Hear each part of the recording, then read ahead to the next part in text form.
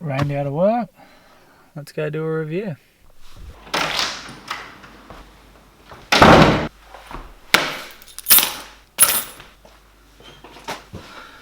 Alright, Makita, you've killed it on this one. It's the 125mm random orbital sander.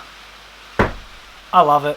It's wicked. Holds charge for ages.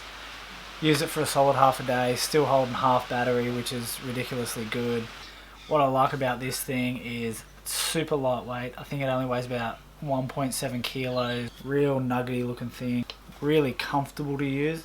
Fits in the hand really well. It's the 18 volt lithium-ion, 5 amp hour, has 3 speeds, independent stop button, which is really good. When it comes to sanding, I've always gone corded because I just don't want to be messing around with changing batteries or running out of batteries.